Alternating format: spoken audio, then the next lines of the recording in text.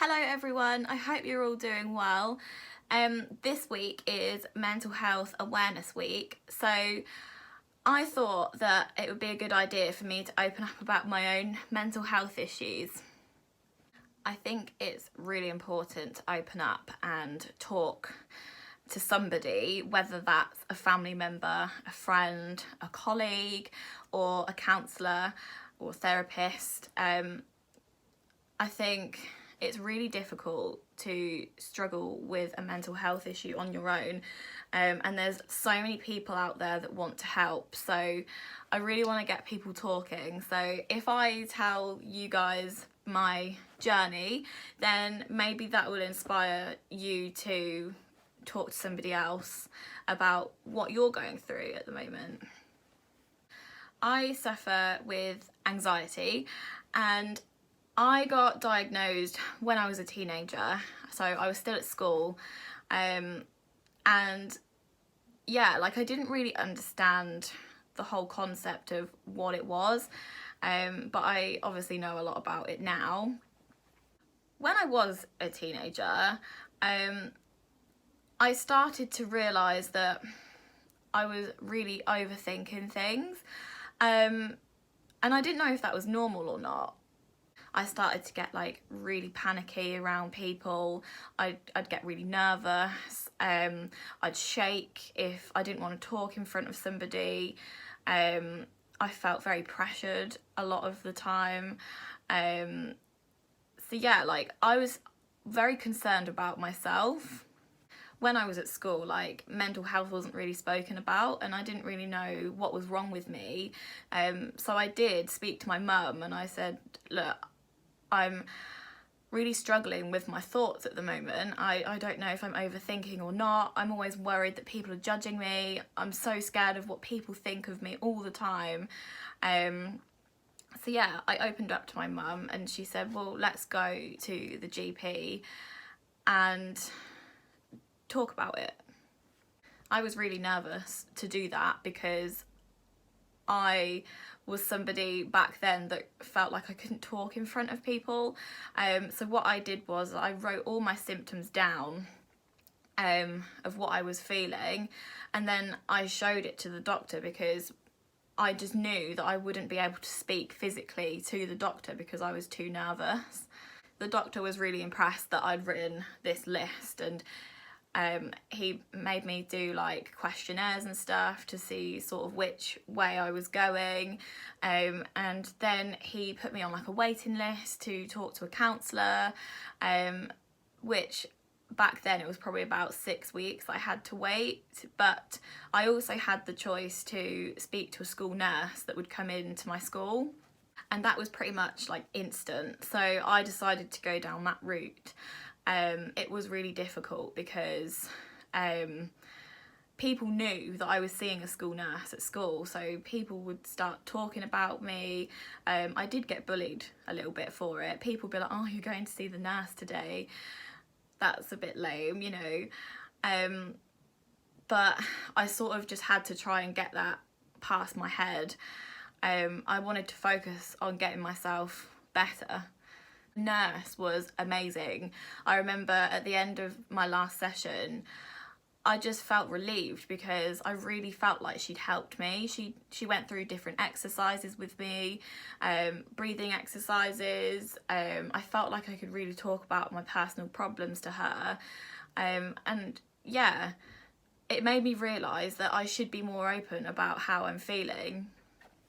Then I finished school and went to college, and at first I was really nervous to go to college because obviously I didn't know anybody. I knew people that were going to the same college as me, so I'd get the bus with them, but I was doing a different course to everybody else that I knew, so that was really nerve-wracking for me. And I remember, because I studied dance at college,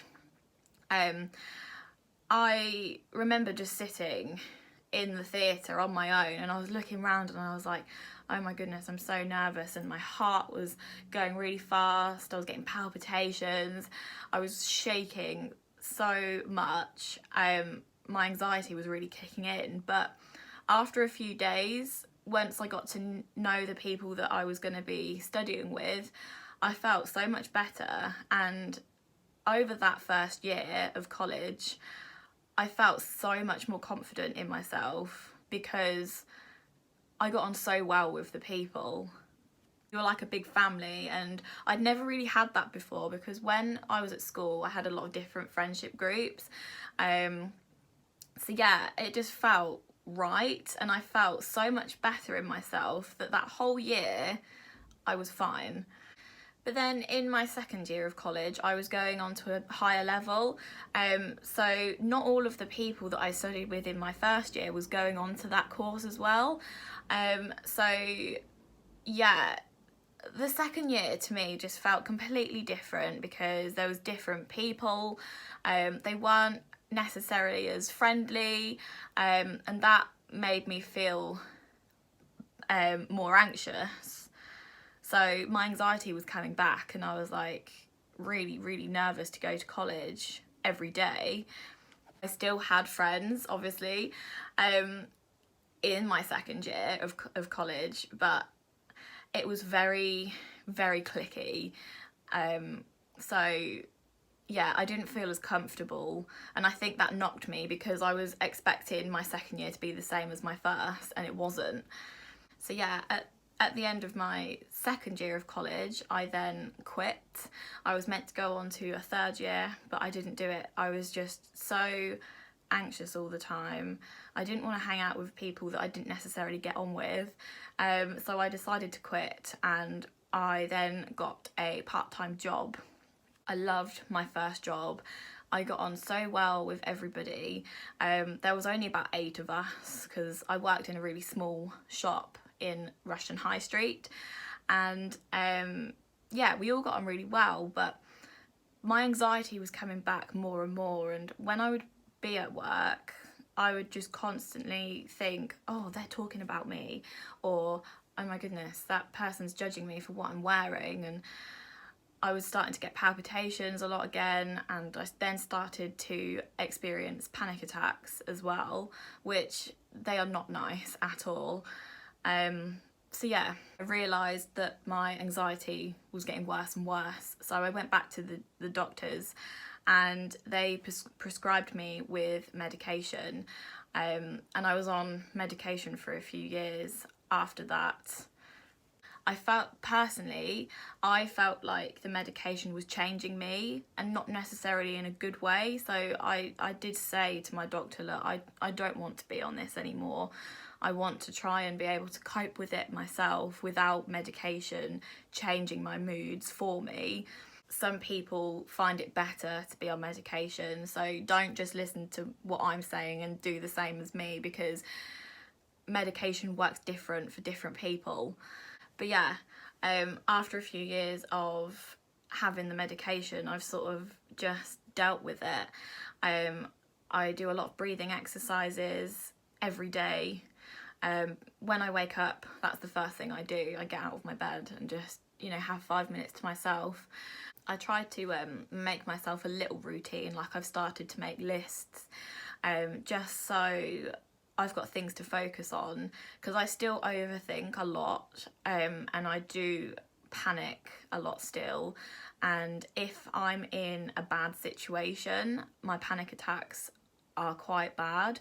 But I've sort of learned how to control them more now. But yeah, I just wanted to open up a little bit, because it's okay to open up. Nobody's going to be ashamed of you. I've realised that over the years. I actually feel really proud of myself for where I am now, because looking back when I first realised that I had anxiety, I have come such a big way. I've come so far. So yeah, I just think it's really important to talk about it. I've noticed more and more symptoms as I've got older. Some of them are a bit strange, like when I'm anxious, I don't like to show my skin. Even if it's a really hot day like today, I'll just be wearing jumpers, and I always put my hands in my sleeves. I don't know, I feel more protected when I have that. Also, like, I have noticed that my palms are really sweaty a lot of the time, and I think that is one of the symptoms of my anxiety. When I've got a lot on, or I'm stressed, or, you know, if I'm feeling anxious in general, I do notice that my palms sweat a lot. So yeah. Some people may find that their symptoms are different to mine. Like, I know a lot of people that have anxiety, they can't sleep because they're constantly thinking about everything at once, whereas I sleep too much. I'm someone that sort of thinks more during the day. So yeah, I just think, like, if you recognise that you have potential symptoms for anxiety, then that's like a really good achievement, because you've recognised it, you're probably going to talk about it, and, you know, you're going to then learn how to deal with it and cope with it. And, you know, yeah, if you potentially think that you have a mental health issue and you're worried about talking about it, honestly, please don't worry about it. The more it builds up in your head, the worse it will be for you. So make your life easier and just talk. There are many services online that you can talk to somebody about your problems. You've got family members, if you've got friends, colleagues, just anybody that you feel like you can talk to, please do it. I really hope that I inspired somebody, and if anybody feels like they want to talk about their problems to me, I don't mind. I will listen. So yeah, let's get talking.